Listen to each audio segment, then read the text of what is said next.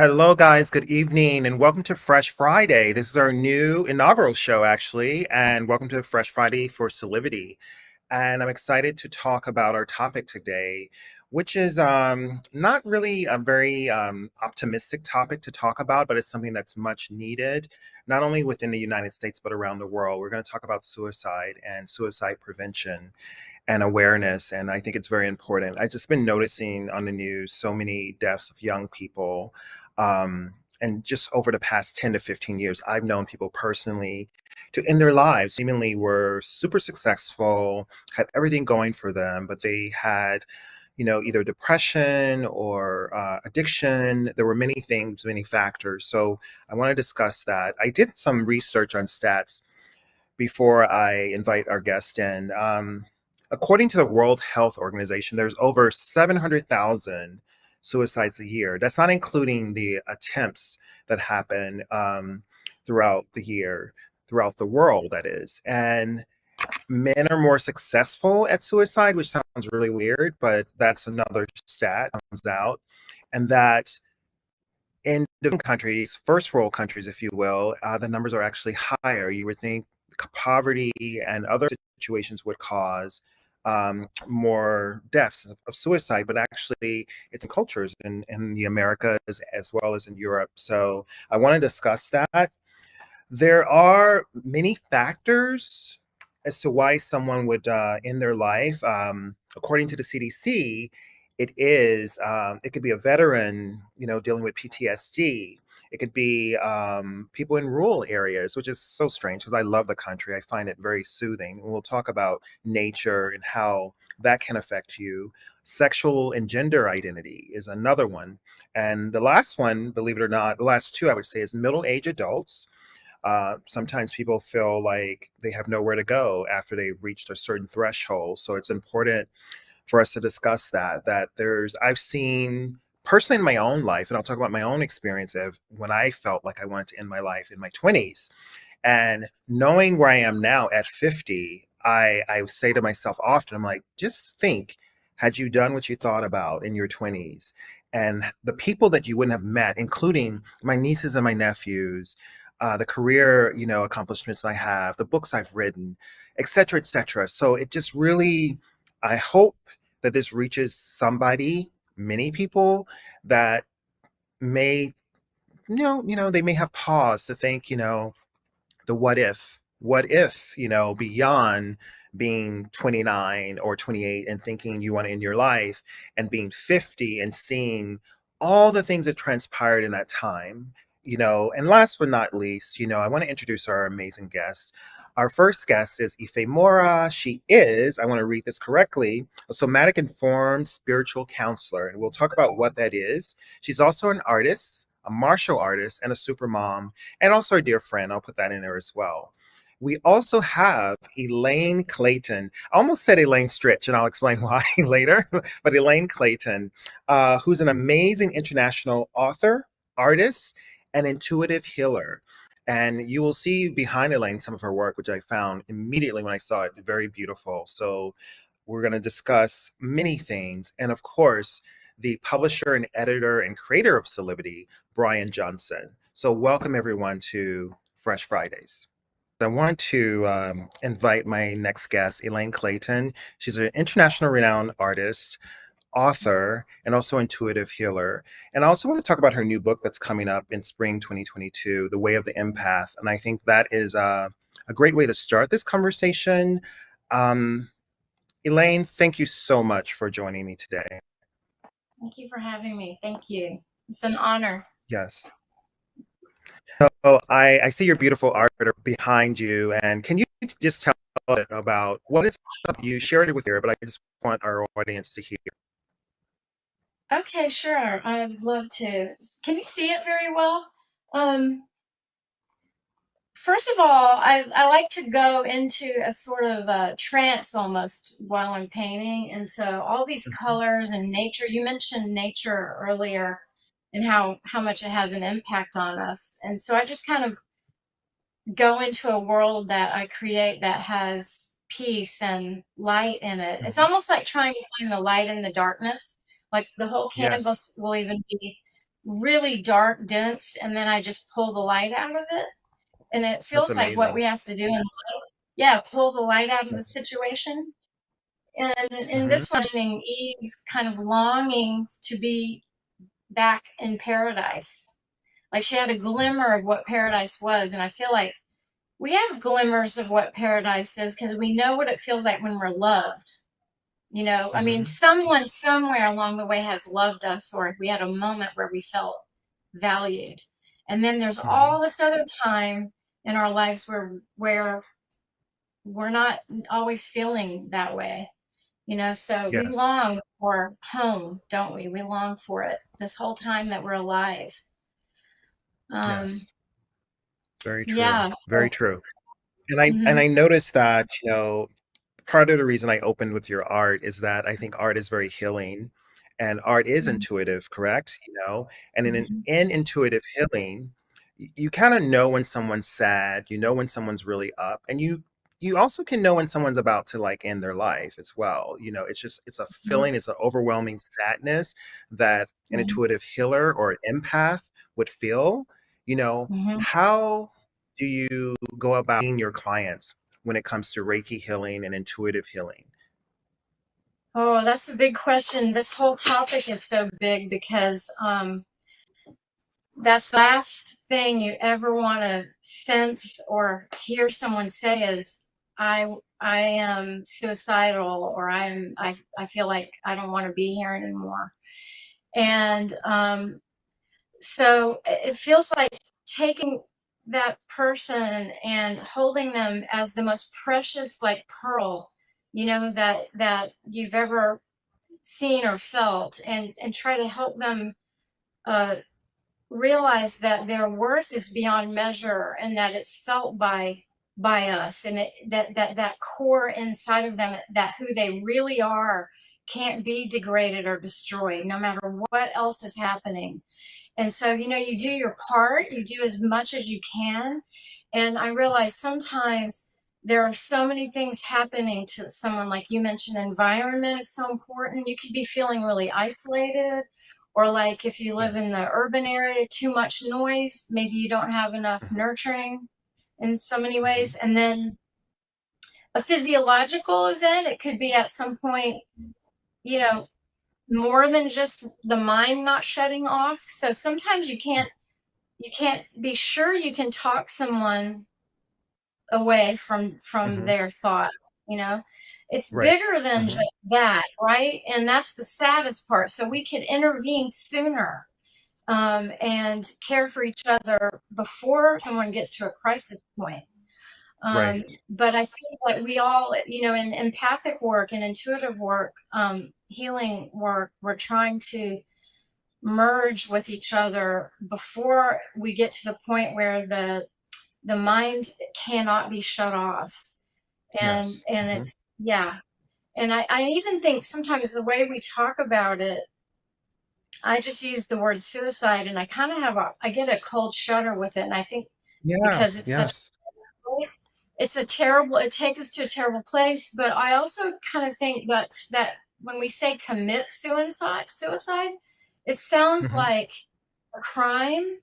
And Mm. um, so, and it is a crime to lose a person, because we're unique. We're a miracle. That person who feels like ending it all, there is no other, and never will be, there never will be another just like that person. And so True. that alone, that's a miracle right there. So to end Hmm. it is, big. It's not a small thing. But there's almost a judgmental attitude, I think, sometimes towards mental health, towards depression, and towards someone taking their own life, like after the Yes. Hmm. fact. So I feel like talking about it like saying they took their own life, more than saying they committed suicide. It's a subtle thing, but Right. I don't know, dehumanizes It's them a little bit. acknowledging the person and not just a lump sum of Hmm. suicide. What's interesting is that I was talking to a friend. He's an actor, model, and a minister. Actually, his name's Dunny Reiser, and we are talking about when we say to people, "How are you?" You know, Hmm. do we really mean "How are you?" And I have a tendency to look people dead in the eye and they get Oh. uncomfortable sometimes. I'm like, "How are you?" And I really mean it, and then sometimes they'll truly open up. Most times they will. Sometimes they'll like back and won't address it. Mhm. But Mhm. I think it's important. We talked about this earlier about being empathic and how we wish when we were younger someone really said, "How are you? How are you feeling?" Because I literally could Mhm. feel things as a child, Yeah. and I would understand. I remember seeing a cousin once, and I started weeping, a deep Mhm. pain of weeping, and I couldn't understand it. I'd walked over to her house. This is in the South, to give her a message. My mom could have picked up the phone and called her, Mhm. but she had me Mhm. walk over. So I walked Mhm. over, gave her the message, and I got this profound sadness. And I wasn't delivering a bad message. And then a year or so later, she had a stroke, a massive stroke that she had to Mhm. relearn everything. And I think that's what I was feeling. Oh, I yeah. understand it now. I didn't understand it then. So, yeah, I think it's important to You check know, in on people. I think so too, and even with the way you said your mother could have picked up the phone and called her, but she sent you, that feels angelic to me because you don't know how that what that gave her. You True. might know, but we don't always know what it gives Mhm. someone, like the fact that she sent you as a child there, the presence of you with her.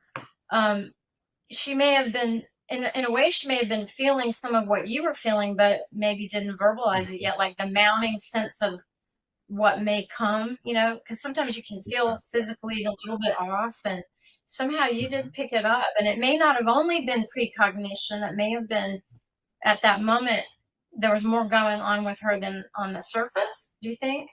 Yes. Yes.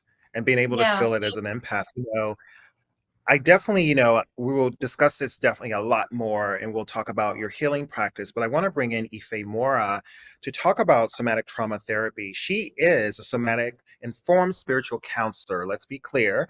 And Ife, how are you?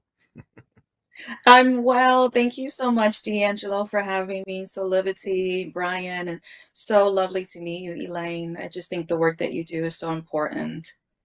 Thank you Yes, all. thank you. Thank you.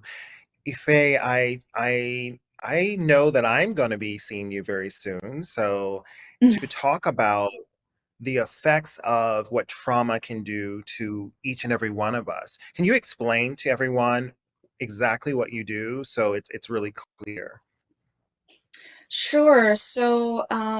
Well, my journey is an interesting one. I started off as, for 2 decades, a musician, singer, songwriter, producer, performer. And I've always been a spiritual counselor in the Buddhist traditions in my Buddhist community. And one day, a few years ago, I woke up with a spiritual awakening to stop doing music and to become a healer. Um, and that for me was this began an incredible journey. And from that, I learned about somatic work, somatic experiencing, which is a modality that's created by Dr. Peter Levine. I started training in that modality. I'm a martial artist with a background in Brazilian Jiu Jitsu and Muay Thai. And I wanted to learn how to approach that from a trauma informed place, to be able to work with people, teach them Brazilian Jiu Jitsu, teach them how to defend themselves, empower themselves through that practice, but come from a place of a sensitive one. Most people who are, especially women, who are drawn to those type of combat martial arts, like myself, are survivors and have a background in trauma and being traumatized, some sort of traumatic event, and want to learn a way to empower themselves and to feel safe. So I became trauma informed certified and bring that approach now to um, martial arts as well. Yeah. That's amazing. Amazing. So an Mhm. integration, protecting ourselves spiritually and physically, if you will, and emotionally. I can imagine that. I remember talking to you, this is around New Year's Day, I believe, and we were talking about giving um, your pain in your body a Mm. color or a shape. Yeah. And I won't disclose the other friend that was there, but he had made a comment, and I both of us kind of like shuddered, like we jumped because of how he described it, the color, the shape of it. Mm, And I stressed to him after we left, you guys, you don't know this, but I was like, you should definitely, you should definitely see her. You should definitely see her, because I felt like he almost was having a premonition of something. And I really think often in our own lives, we do have premonitions of things, and we give it shape, we give it color, we give it power, whatever it is, trauma, yeah. pain, being a survivor. Um, so can you explain that process? Because I was really fascinated that you were asking, can you give that pain a color? Sure. So that's Mhm. coming from the modality of the somatic experiencing, created by Dr. Peter Levine.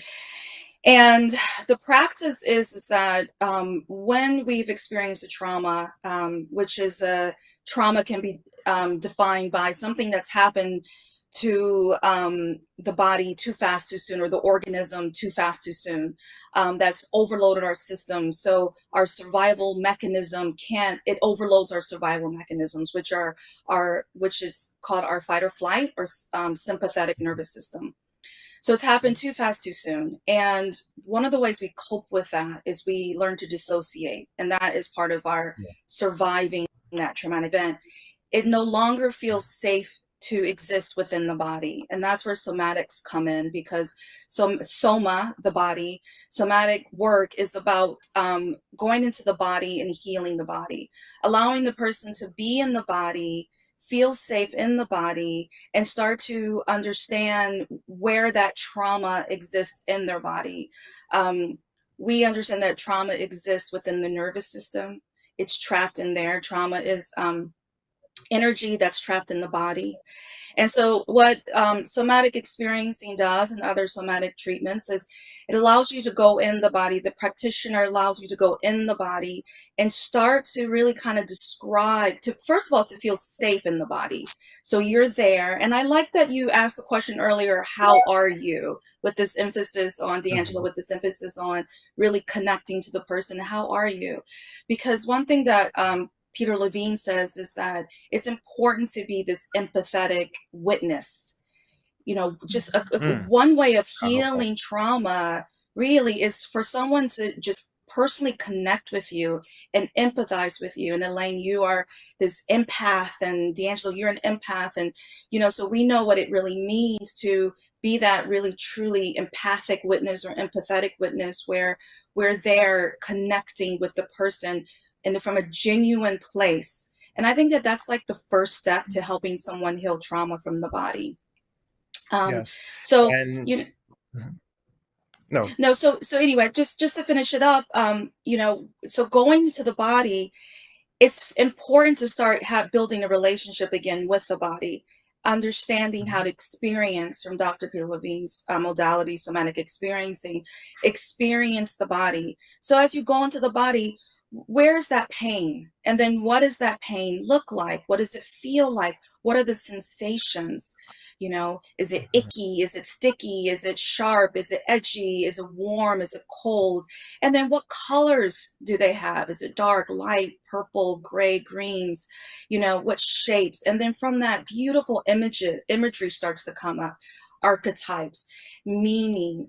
And from that, people start to feel safer in their bodies. They can experience what it's like to be in their bodies. And then Mm, all that stuff starts to build resiliency. So you can be in your body, feel resilient to stay in your body. And as that starts to happen, people start to have a discharge of trauma. mm, They start to rid the body of the traumatic event. This allows the traumatic event to stay in the past where it should have always been in the past. So they don't continually relive it over and over and over again and experience triggers with invisible threats. Um, Mhm. and then this clears out space. And with that clearing of the space and rids the body of this trapped energy. And so with that space, all sorts of things become possible. You know, hopes and dreams and visions of the future and happiness and all sorts of wonderful things that are our rights as human beings become possible.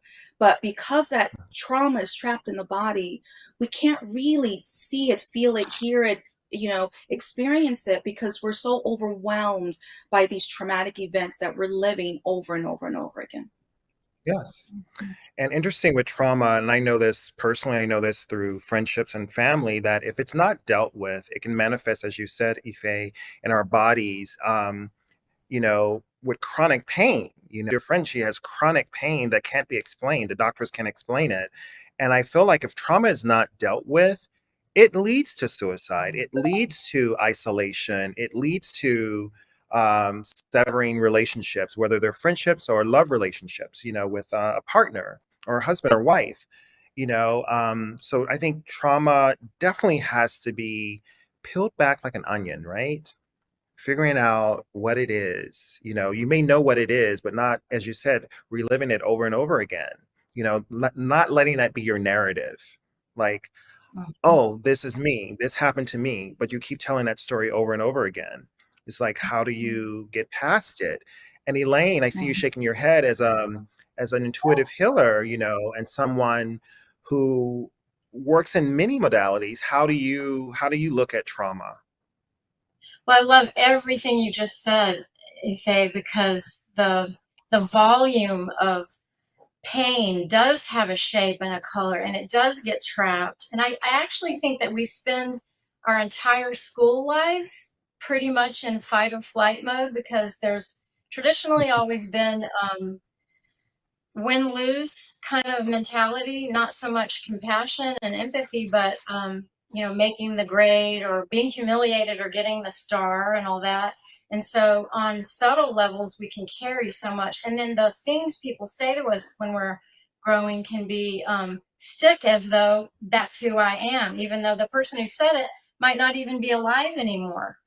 And one of the things I do with and for clients, there's two different ways to have it, but it's intuitive stream drawing. So it's closing your eyes and using your non-dominant hand to draw really freely, like you do when you're a child, when you're not self-conscious, and that way you're present in your body.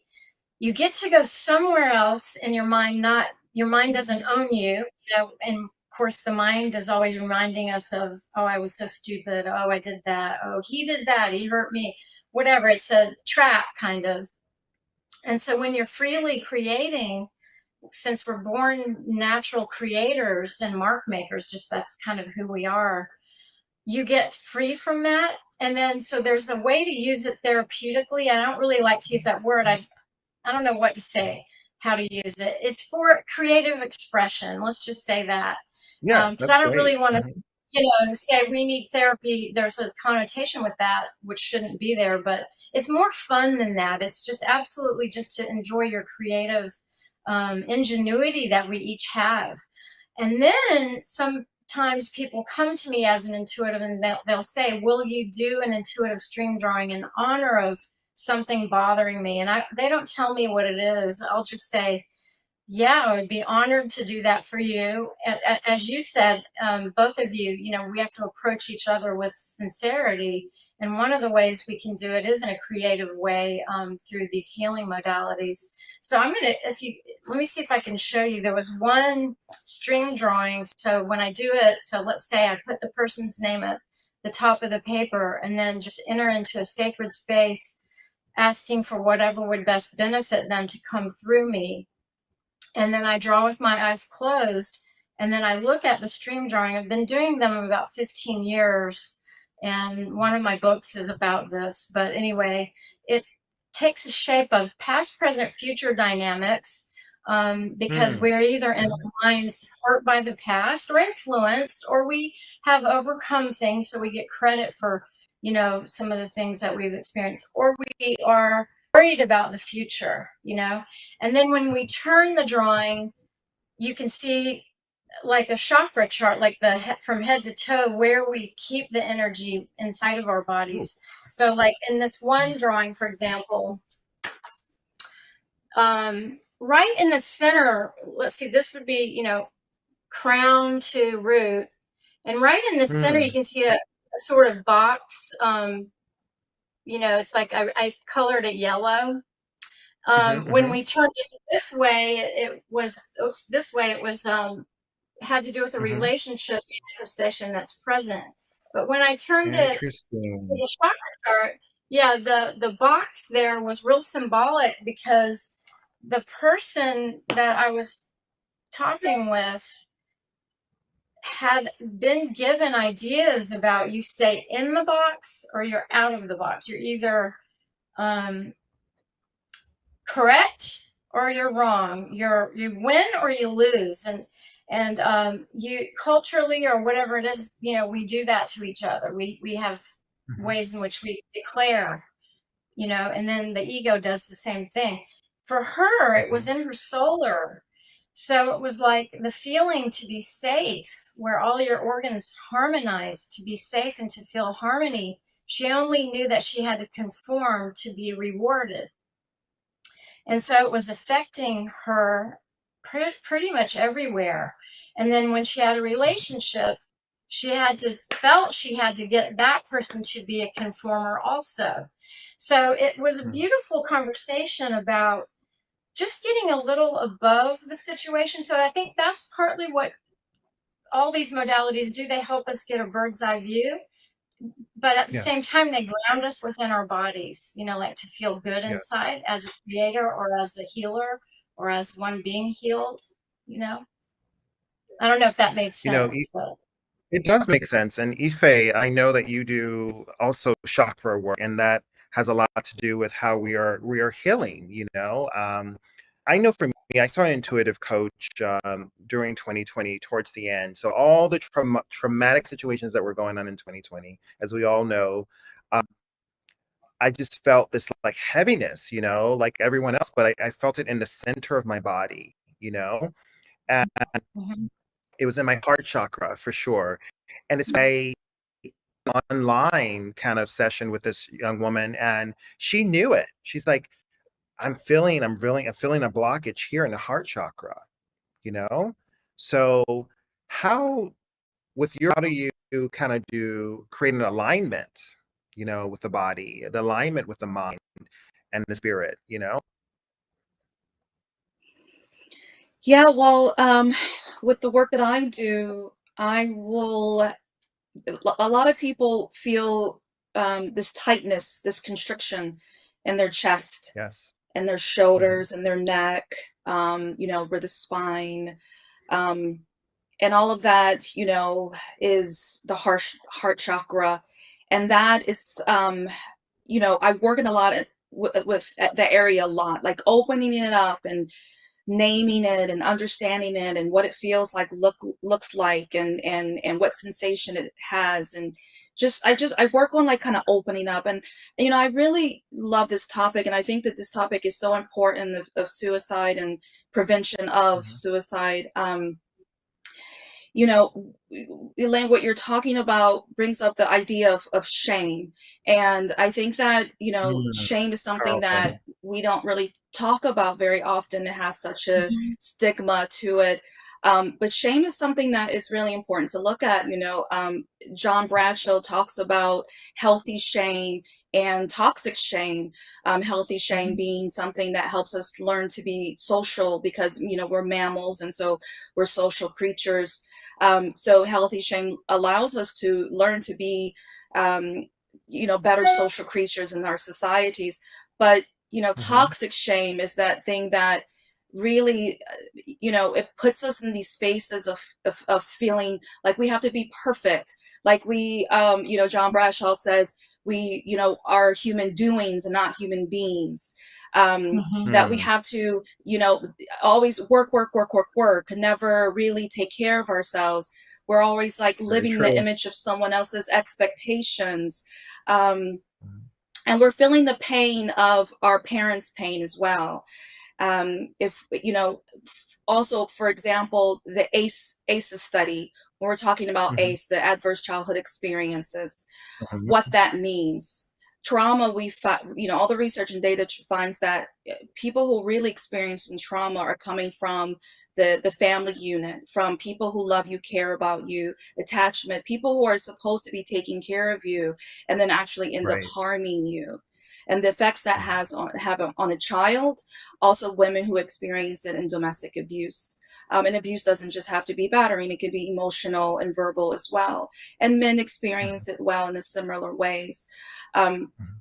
you know, um, uh, Adverse childhood experiences are a number one public health concern, because little children who are abused grow up to be people who are part of the system. We talk about, the preschool pipeline to prisons.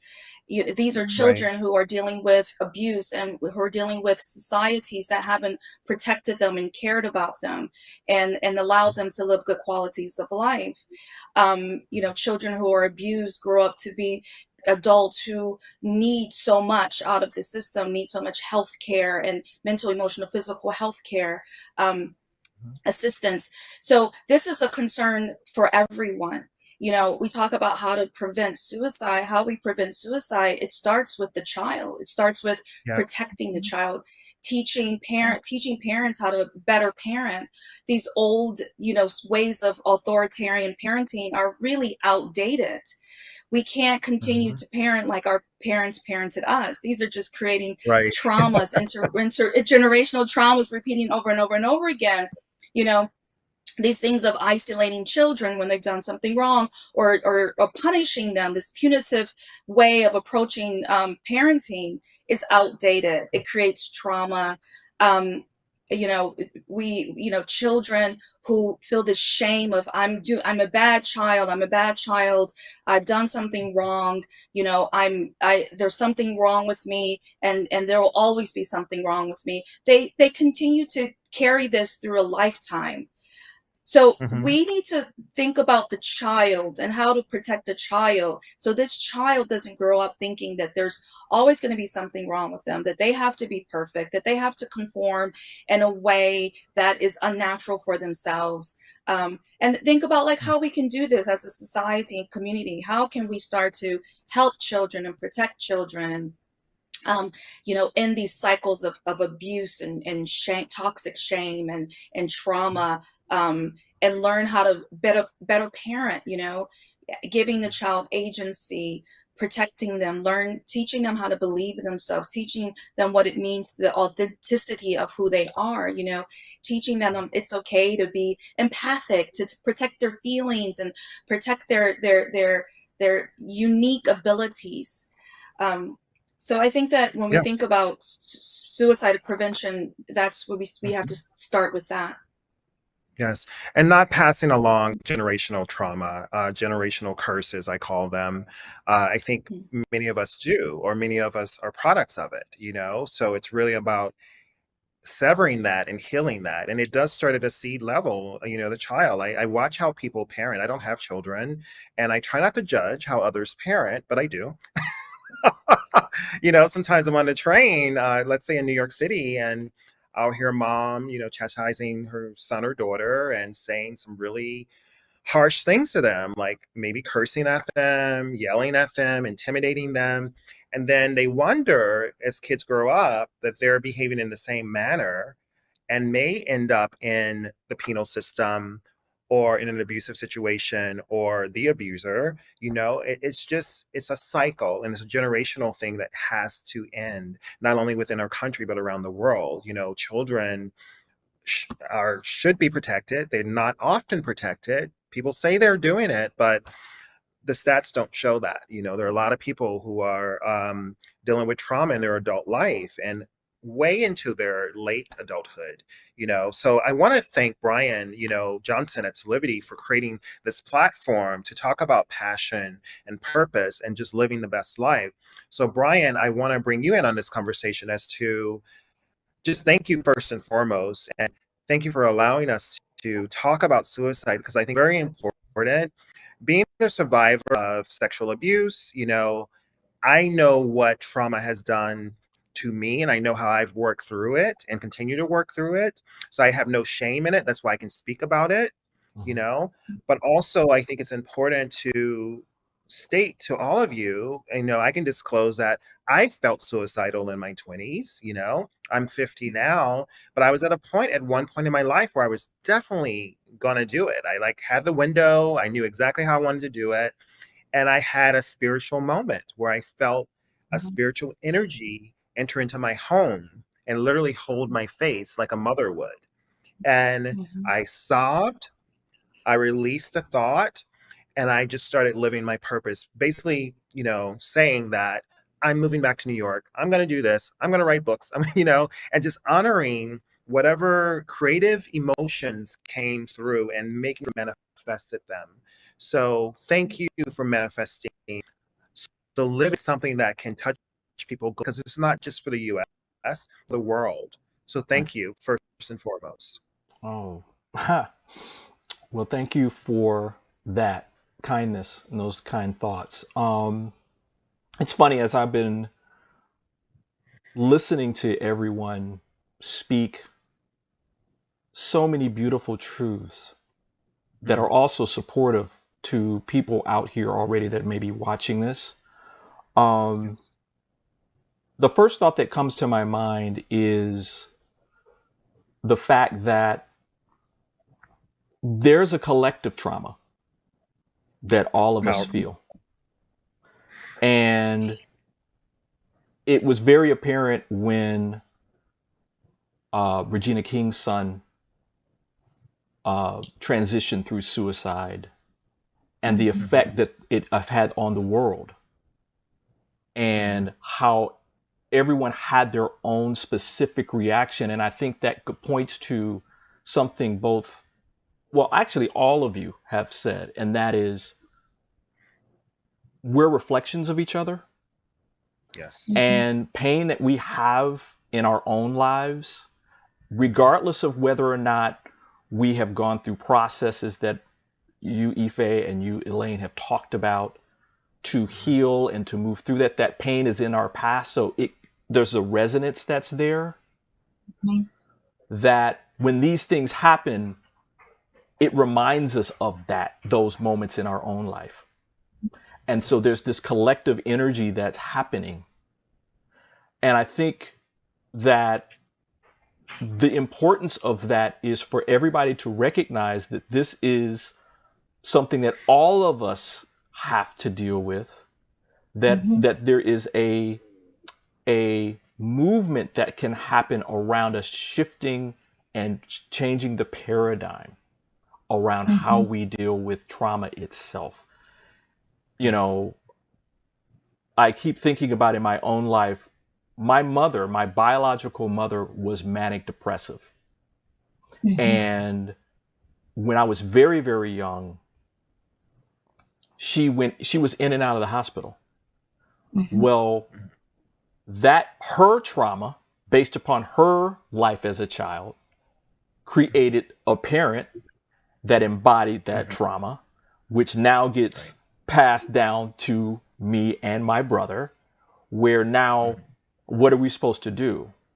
Well, Mhm. bless my father and then my other mother, my quote unquote stepmother, who decided in their own lives that the cycle had to end, that they had to deal Mhm. with Yes. their own personal traumas based upon their lives. Even though both of them had what people would say is great childhoods, there was still trauma there. There is no such thing as a perfect parent, right? Mhm. And they had us look at and get support to break the cycle so that we could start breaking and create a new normal. Now, it doesn't mean that the other stuff isn't there. I think Ife, you talked about this, right? Where that trauma is in the past, and I think Elaine, you talked about this too, where the trauma is in the past. What you're Mhm. creating is a choice of how you're going to deal with it. How are you going to deal with it? I think John Bradshaw, I mean, I love John Bradshaw's books, by the way. I'm glad that you mentioned them, Ife. Mhm. That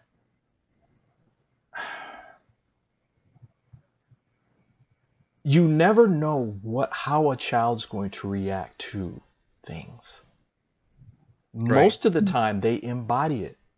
They Yeah. say, This happened and it's my fault. If I was only a better child, then mom and dad wouldn't have a divorce, or mom or dad wouldn't leave, or whatever. And then Sponges, that, yeah. exactly. And then that's the decision that we make about our lives. And then we relate everything to that: our jobs, our relationships, our children, driving down the road. I mean, everything is focused on that one decision back in the day. And so um, I think it's important that everyone realize that we all have it. Even if you think that life has been great, that we're still trying to turn this corner, and that it's a process. And when suicides happen and we're all affected by it, it's a reminder of that truth, that we're all Right. still was trying to change this paradigm, or we're pushing ourselves into this new paradigm. So That's- this is tough. I mean, this is work. This is the work, right? No, it's a real conversation, and triggers and tools are the things that kept coming up as you guys were talking. We all have triggers, right? I had one recently. My mom sent a text and it triggered something to all of her children.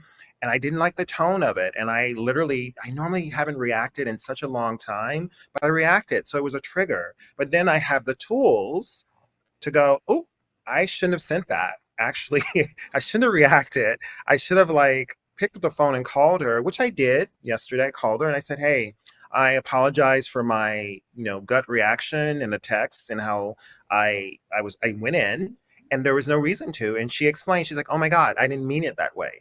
I was like, oh, okay. So it totally diffused. And my mom's a psychology teacher and, she's very well versed.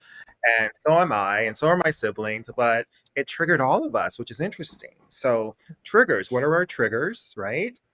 And triggers can lead to drastic actions like suicide.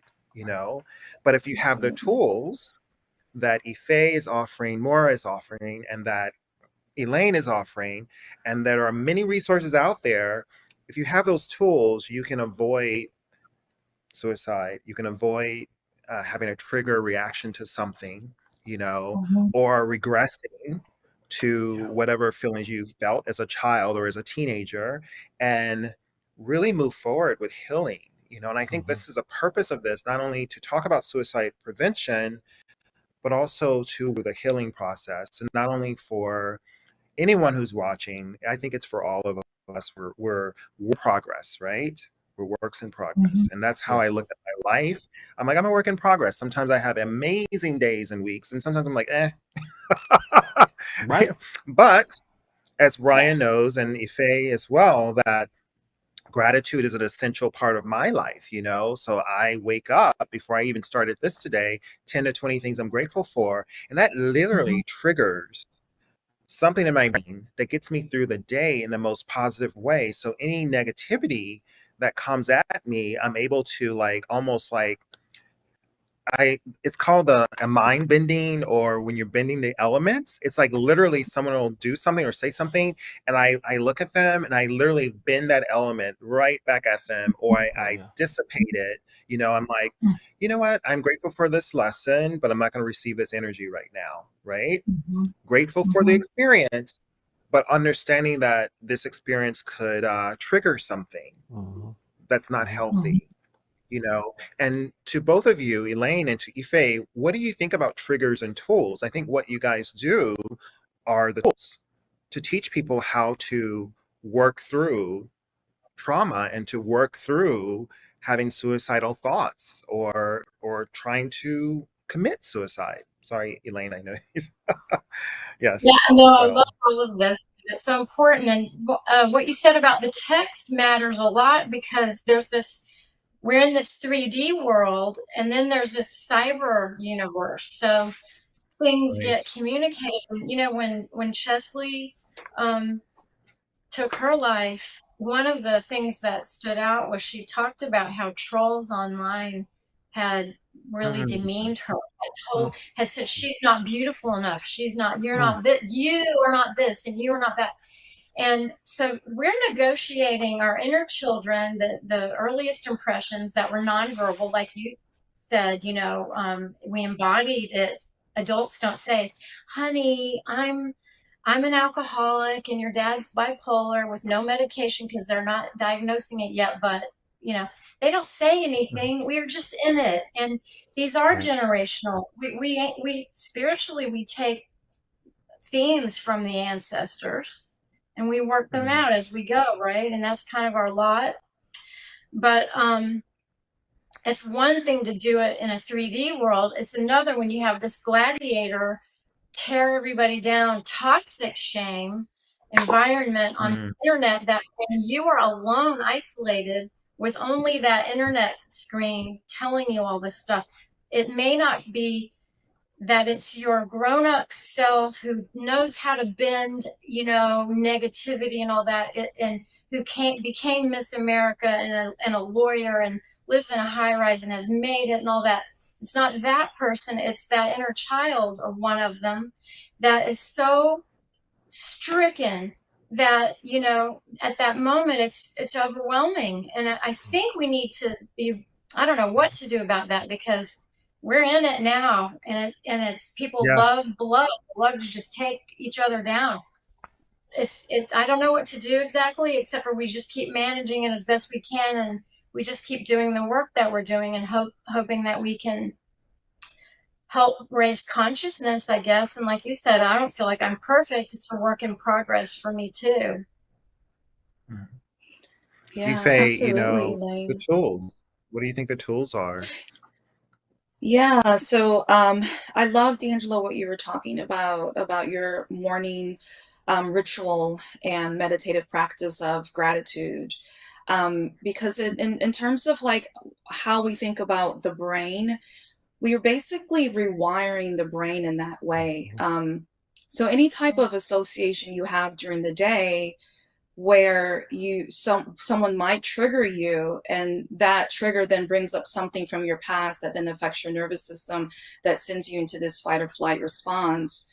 You've rewired the brain with that daily practice to think of it in terms of not a threat, but something Mhm. that is more than what it appears to be. And you understand this as a reflex because you're doing that daily work. It's affecting not only your spiritual space, but also like your physiology and your brain being part of that physiology. Right. The tools, I work with a organization that families who are affected by law enforcement. So um, a lot of families whose family members have died in prison, killed by law enforcement in prison and outside as well. And the majority of the families are Black and brown families. And what I teach them to understand their physiology, they're very well versed in the law because they're fighting to change policy. They're fighting social justice causes to change things in our society that are extremely unjust. I teach them the ways of understanding your physiology. So if there's something very powerful, Brandon, you were talking about you really knowing John Bradshaw's work, and he talks about like naming the thing. Once you can kind of name the thing and understand it, that in and of itself gives you so much power. So you're Mm-hmm. naming it. Mm, What is it? Absolutely. It's trauma, it's shame, it's a lot of these things. Okay, let's name it first. And then let's begin to understand what it's doing to your body. So we have this like autonomic nervous system that controls the fight or flight, sympathetic, and rest and digest parasympathetic. What is that doing? yes. So when my heart beats fast and my palms get sweaty and my pupils dilate, I'm ready to fight or to flee, like the prey in nature, and Right. being chased by the cheetah. And that's our survival. That's our survival mechanism. And all mammals have it. It's our oldest system. Yeah. So understanding that, knowing, okay, what's happening when my heart beats fast, and what's happening when my sympathetic nervous system is activated, and so I must be experiencing some sort of threat. Okay, let me think about it for a moment. Is that threat real? What's happening right now? What's happening in my environment? What's happening within myself? I was triggered. Oh, okay, that just like D'Angelo, you were saying that the process you went through with your mother and the text.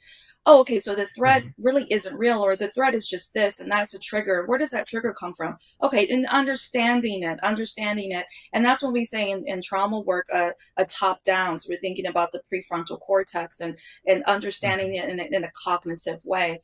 Um, and then like feeling it from the bottom up in your body, what's happening in the body as you're experiencing that.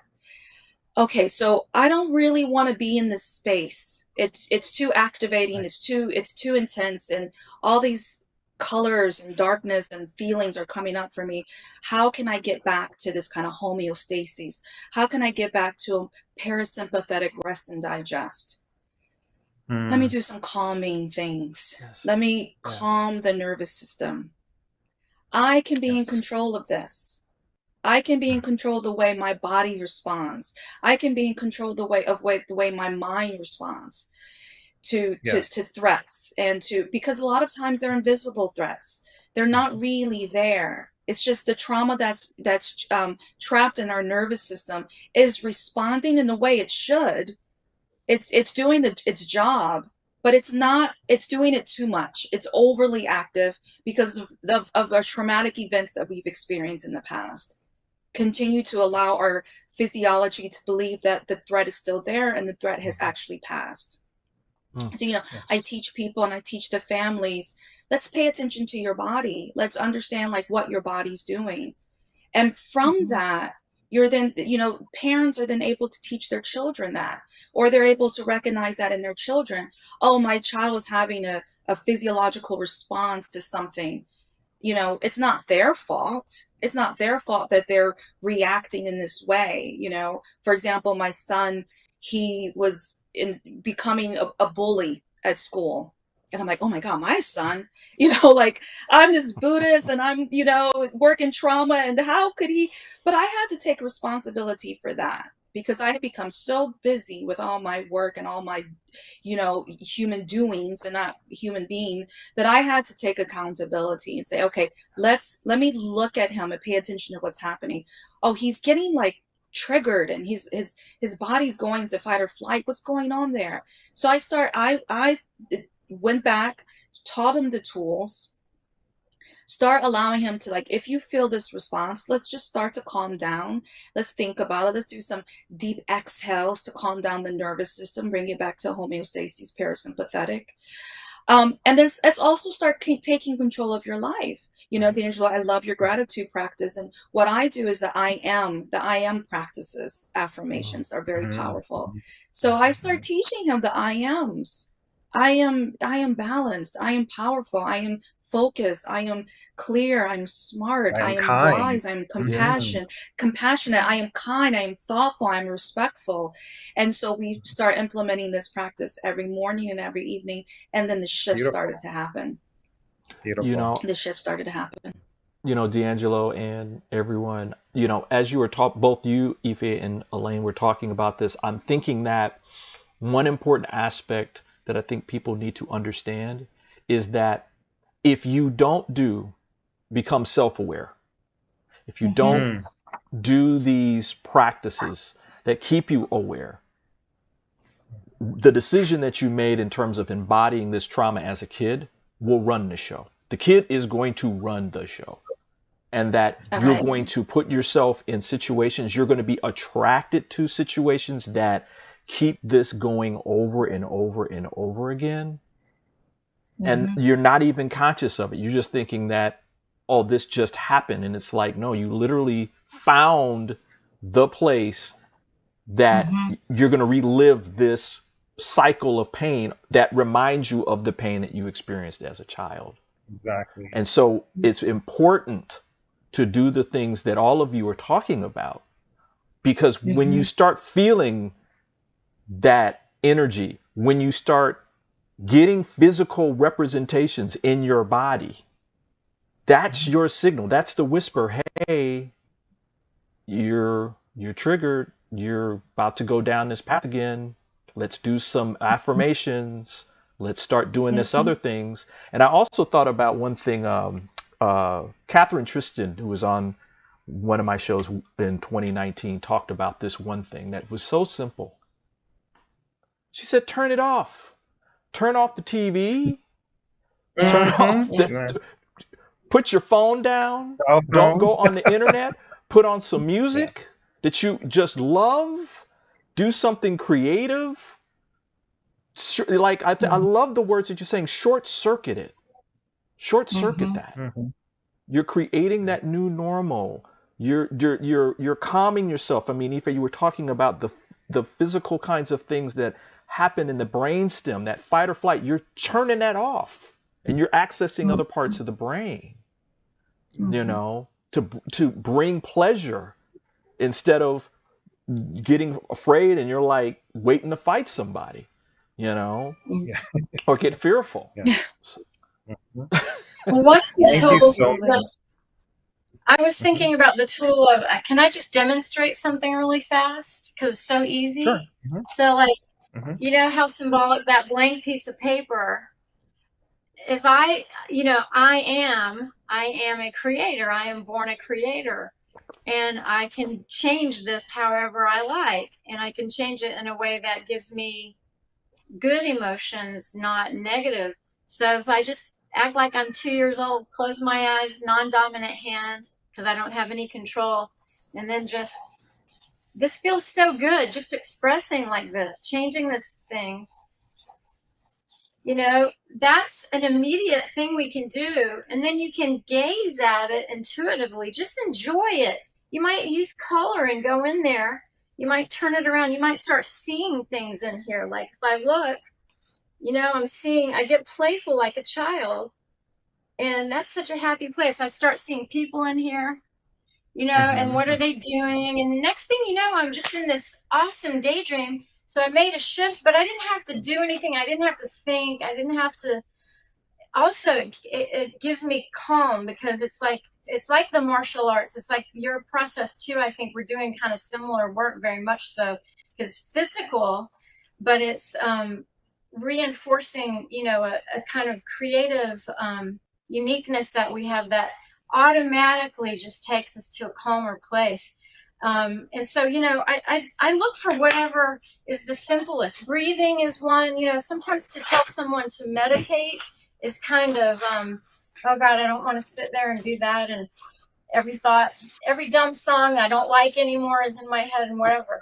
But to just do a little action that feels good takes you there, you know? And then the breathing Thank you does kind so of calm. much. Yeah, Thank you Elaine, so that's much. I just wonderful. want to And say, mhm. Ife? Mhm. no, I was just going to say, you talking about the inner child is so powerful because that is exactly what we need to be thinking about is, our inner child. How can we protect the inner child? And as we're protecting the inner child, how can we protect our own children and other children in our communities? And I love your drawing exercise, in somatic work, we have the similar drawing exercise. And from that, looking at the drawing and understanding what's happening in your body and really feeling what you're experiencing in your body, as you can concentrate on the drawing that you just made. That is it's so powerful, so beautiful. And the I am, again, is such a powerful two words because it really is like, thinking about neuroplasticity, where we can actually rewire our brains as we are saying I am. And I think that's what I was able to do with my son, rewire his brain. Well, he did it for himself, actually, rewire his brain. Mhm. Like, I am actually kind and compassionate. I am actually a person who's able to connect with the humanity of another child, Mhm. and really understanding that we're able to be more in control of who we want to be as a human being. Who we Yes. want to be, what kind of person do we really truly want to be, living up to our fullest potential as a human being. Yes. I think the whole idea is really about being whole and holy. I often say I am whole, which means I am holy. You've come to a Mhm. place where you're fully evolve. Your one thing about what Elaine is talking about and what Ife is talking about and Brian is that it's free association, whether it's drawing, whether it's writing, whether it's dance, whether it's music. It's a way to embody what's going on with you, and then to look at it, analyze it, and move forward, and hopefully to heal and to prevent something as devastating as suicide to for yourself and also to your family and friends. I just wanted to thank each and every one of you for taking the time to really talk about this. I think this will be very powerful, and I'm going to send it out into the ether, into the universe, and it will save lives. I know that for sure. And we do have a suicide hotline. It's 1-800-273-8255.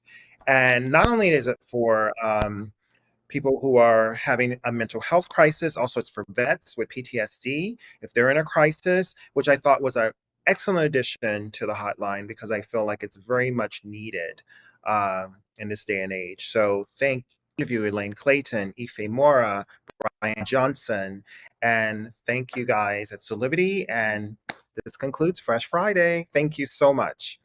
Yeah, thank you so much. Thank you all. Thank you. Thank you so much. Hey guys, thank you again for tuning into Fresh Fridays and to just talk about suicide prevention, and to my special guests, Elaine Clayton, also Ife Mora, and Brian Johnson. And we will have links here for the suicide hotline, as well as how to reach my guests if you want to talk or have a session. I just think it's important that we really check in on the people we love, and we check in on our coworkers and just the people around us. If you get a sense that they need a little bit more, invite them out to coffee, take them to dinner, go for a walk, go for a hike. Because sometimes people just need contact, and not so much isolation, which COVID has brought to all of us. I just want to leave you with a few things that I got out of this conversation. The free drawing that Elaine talked about, and just connecting to that other side of herself and allowing ourselves to be free. And then when Ife talked about, the I am exercise that she did with her son and that she does with herself, I think it's very important. And then my practice of gratitude, and just all of these elements are ways to free us up, to open us up, and to protect us, and also to make us aware what we're thinking and how we're thinking. Because sometimes when you're in a suicidal episode, let's say that, you get all this negative self-talk that happens.